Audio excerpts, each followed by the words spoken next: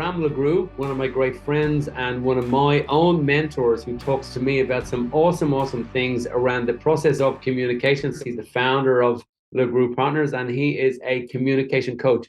And it was one of the great philosophers that says that communication is the foundation of all reality, of all existence. And what separates humans from the apes and the trees and the plants and the ants is our ability to communicate. In fact, our ability to communicate is responsible for the quality of everything in our life. It is responsible for our health. It is responsible for our demandingness. It is responsible for what we receive. Because if we can't communicate, we can't receive. So what I learned from Bram was the better we communicate, the more we can literally receive.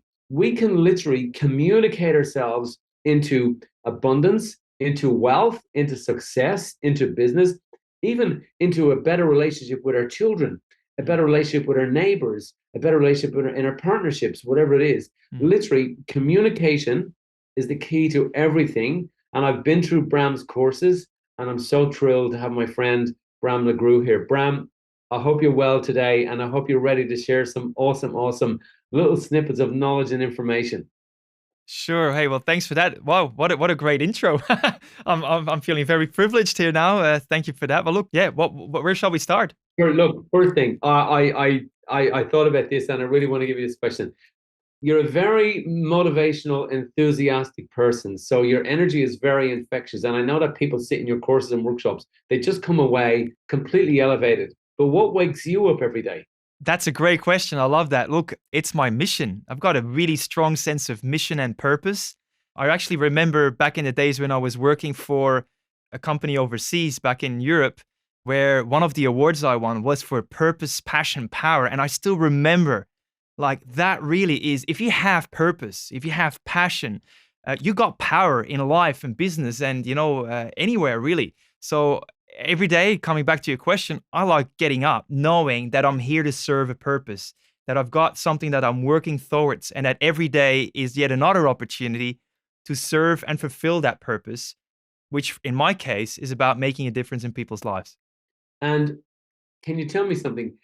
Like when you sit with somebody and you realize that you have, you got up that day, you went off, you met one of your clients or your groups of people that you work with, and then you hear back those stories that I've heard about you and your work, and you hear back and they say, my life has improved Mm. to this degree, and you cause that, Bram. How does that make you feel? Ah, it feels wonderful. It puts always a big smile on my face, more than anything else, really. You asked for a story. It was only probably last week when I was on the phone call with one of my students who, I got to meet, say, in 2016. He came to a course in 2016 while he was still working for someone else. It really showed him like a different side of operating as a human being. And it actually inspired him to actually open up his own business, which he has done since. And by now, he's got over 20 staff. He's just signed the lease of the premises next door that are the same size of his current 2-story building. And he's basically adding that on and keep recruiting more people. And the beautiful thing he said is when he rang me, which he rarely ever rings me because he's so busy, he said, "Remember that booklet that you gave me back in the course when I was still working there? Well, I still treasure that little booklet on my desk, still look back at it regularly because I know how much it's given me and, it's part of the success that I have today." And that sort of story is awesome. I love that. Love it. So when people come to you and they want to exaggerate, increase, excel their business and so on, you're putting them through a process, Mm. to get them to that level. And they sit there then, and obviously they follow through with that process. Where did you learn your knowledge? Where did you get your information from that has these effect on these people's businesses? Like, what's the derivation of that? Love the question. All right. Well, first of all, I'm a qualified psychologist, so I've learned how the human psyche works. It's about human behavior. It's about what drives people, what motivates people, what scares people, and finding ways to help an individual by empowering them. That's what I've learned for 7 years at uni, but I've never practiced as such. Then came one of my business ventures along. And in my business venture, I bought a franchise and got really exposed to a lot of tools. And there was this one tool that I just had this huge epiphany with, personally speaking. I remember like going back, and this is in 2013, so more than 10 years ago now, where I just realized that as I did the tool myself, it was an assessment, which I've seen so many of back in the university days. I've seen hundreds of tests and psychometric testing and assessment it and surveys that and whatever. But this one tool just really, to use your words, made my mind blow. I suddenly saw, my God, the value of this tool, if you deploy it well, is tremendous. Now, in that moment, in 13, what I realized was that at the time, I was keep selling my products and services to people that were like me. You said it earlier, birds of the same feather fly together. That's exactly what I realized. And I realized that I had cloned myself in my database of existing clients. So then, obviously, the other thing that I realized was that there was an other group of people that I was meeting equally, was hearing them out, realized that they had a problem that I could fix. They had an urgency to do something about it, and they had budgets to actually deploy and invest. And I was wondering, how is it that these people are not taking me up on my value proposition, knowing that I can help them and they want the help? And I just realized, thanks to this tool, oh my God, these people are the exact opposite of me. They are very different. They value things differently. They buy differently. They communicate differently. They expect to be treated in a certain way, which is different to mine. And they use time, for example, differently. And so in that moment, it was like light bulb. I finally understood that if I wanted to really do business with these people and help these people that I knew in my heart I could help, but where I didn't get the opportunity, I realized in that moment that they were not the issue. I was the issue and had held the handbrake on for a very long period of time. And you'll love this one, Ray. I've never shared this one with you before, but the biggest issue that I realized in that moment that I had sabotaged myself with in my business dealings with these people was that I was calling them names. I was judging them. So imagine now that there's these people on the left where I'm easily doing business with, and it's like-minded. They sign off on the dotted line. It's easy. We laugh. We have a drink together. We celebrate. We have a great life together, and they give me buckets of money.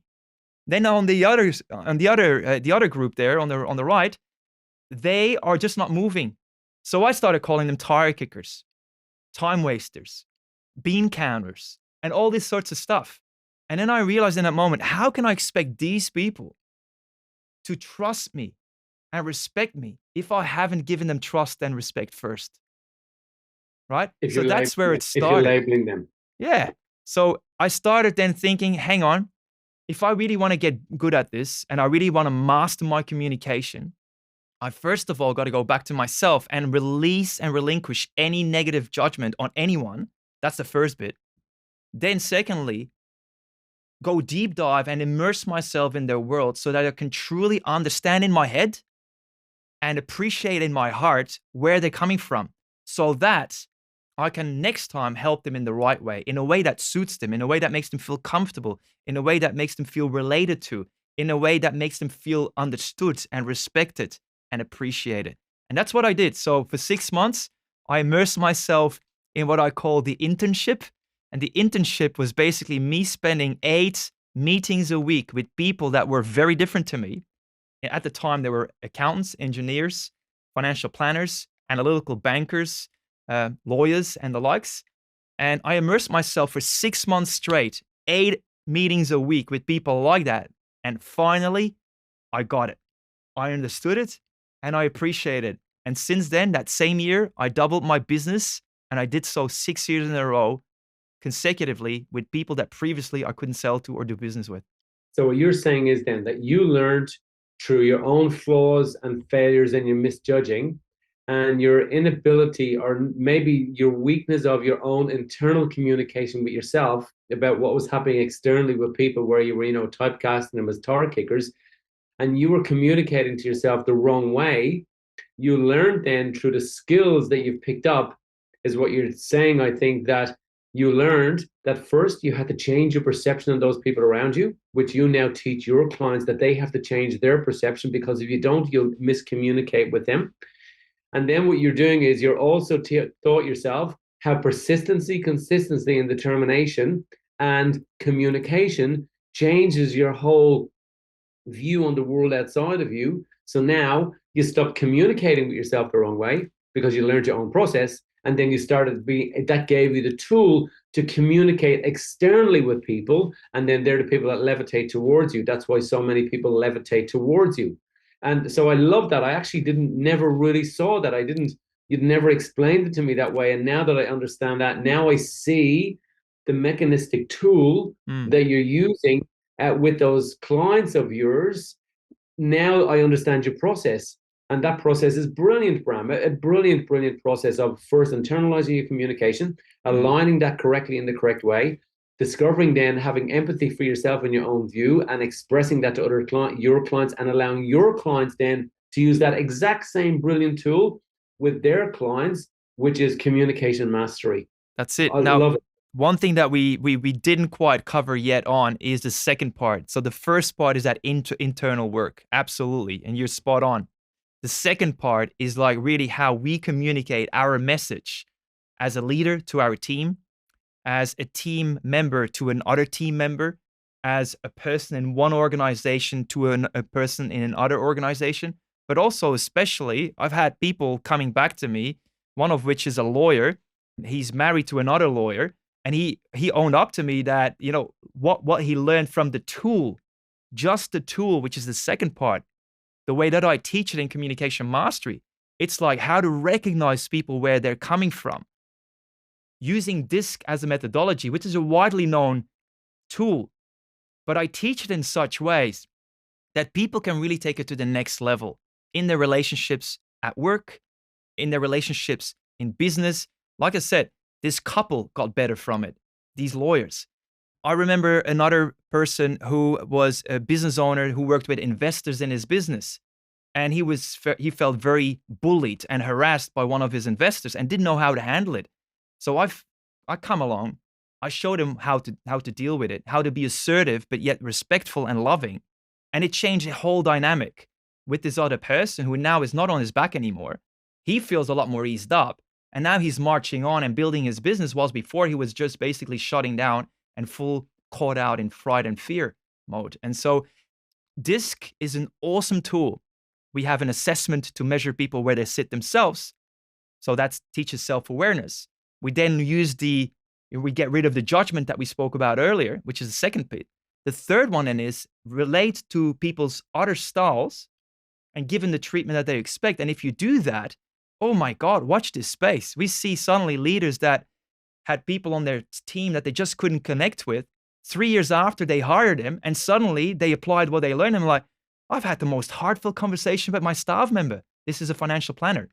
Another one who said, I had this really difficult person and I was about to let him go. And now they turned for the better. And I could see that it wasn't them. It was actually me failing in how to connect with him. And so these beautiful stories, they just, keep coming back to us. And in sales, where you can easily measure impact, we can see people scoring as high as 95% strike rate whenever they hand out a quote or a proposal, with people that actually say, yes, I want to go ahead with you.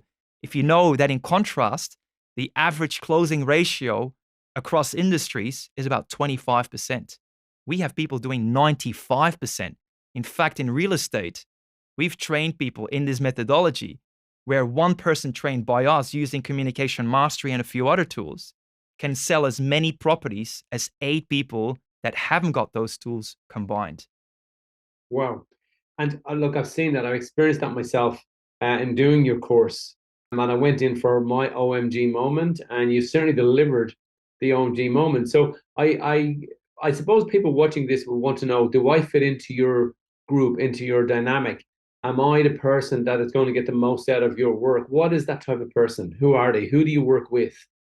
Well, this is a great question. Well, look, I think if we really boil it down to the main essence, if you are a person, a human being, dealing with other human beings, you and I can do a lot of great work together. That's basically it, because it's really about the relational piece. It's one person with one other person or more. So I work with a lot of leaders and their teams. I work with, as you can imagine, a lot of people in business that are actually client facing and doing sales and deals. Sometimes, multi-million dollar contracts. We help them negotiate those deals in a much better way. But we also have people that just, I remember like training a nurse, like several nurses, registered nurses. They love working with people.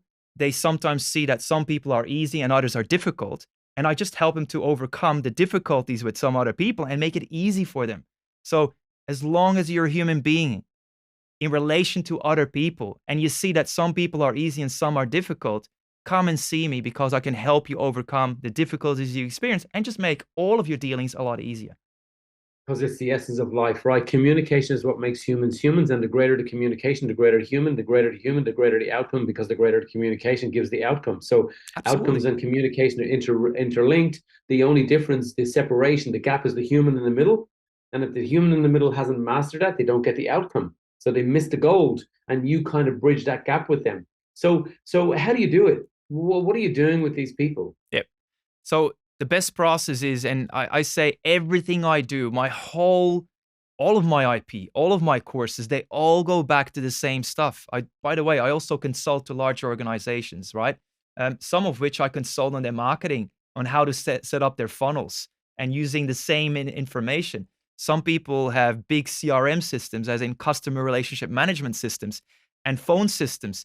And I work with them on how to use their CRM system and their phone systems in a way where they're using that information to educate a whole team, from the receptionist who picks up the phone call and creates either a positive experience or a negative one with somebody who's already a client.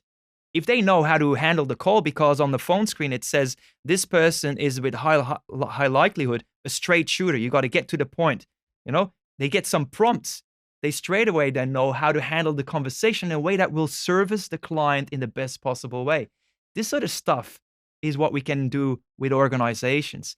All the foundational work is called communication mastery. For me, that is a 7-week process now. I've compacted it to 7 weeks, where what took me, 3 years and 6 months to figure out myself, I compacted it now in a 7-week crash course in human psychology, right? Now, typically what people do is they start with an assessment beforehand. It gives them a snapshot of themselves, makes them highly alert to, this is me, this is how I like to operate, this is how I present myself, and this is how I sometimes come across when I'm under pressure. That's the first bit. Then they do 2 hours worth of self-study. I got some pre-recorded material.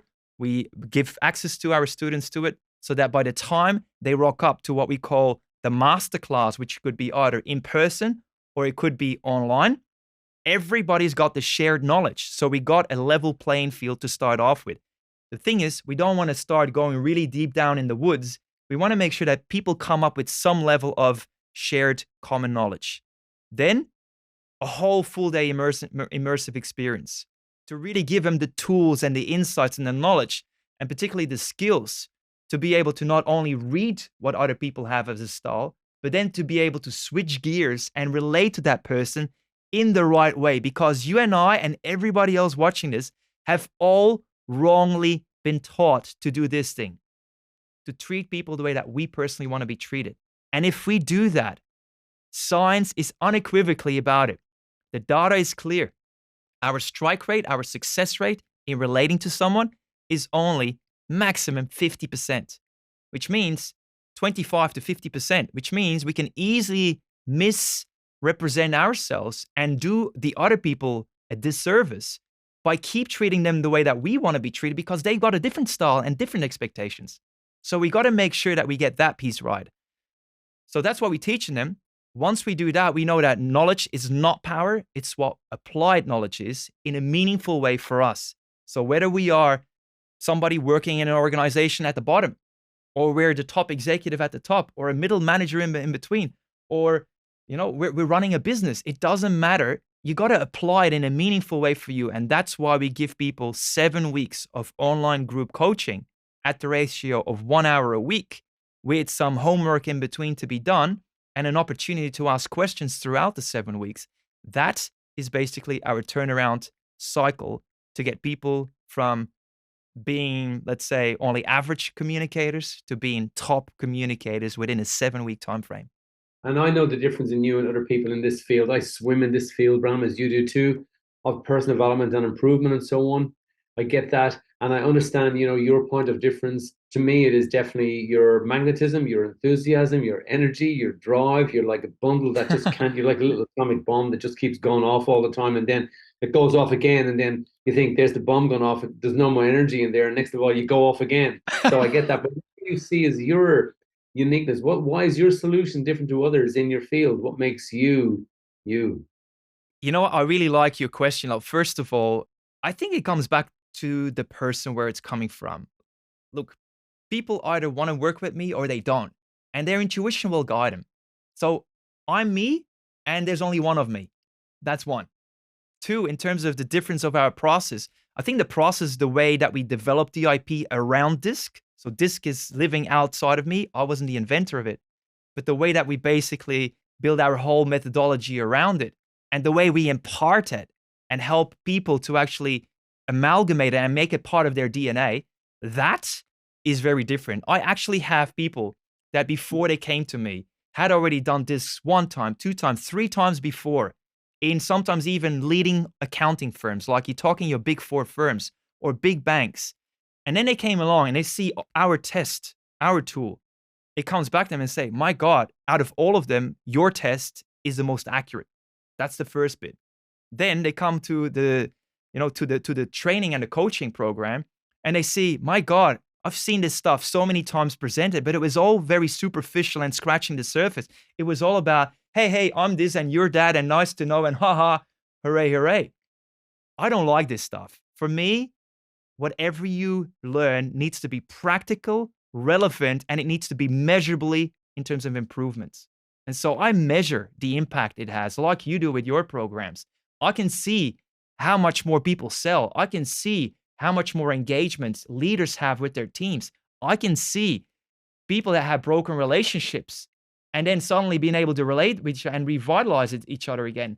I can see people that didn't get along with one another suddenly being able to connect and actually have meaningful conversation. And sometimes I've seen people coming into my programs where somebody else decided that they should be there, coming in like this and being super skeptical and thinking like, who are you? You could be my son. What are you going to teach me? I've been in this, in this industry for 40 years. What are you going to tell me? And then suddenly they became some of my biggest fans today. So Yeah. this is what we do. We do our thing the way we do, and nobody else does it that way. Bram, it's been wonderful speaking to you and hearing your context and your abilities, the impact that you have on people and their business. I understand what you do, and I think it was great. And I think this whole interview and this chat and discussion that we had, I think it all speaks for itself. Great to have spoken to you, Bram. Thank you so much. I really loved your questions. It was a pleasure to sharing this with you guys today. Thank you.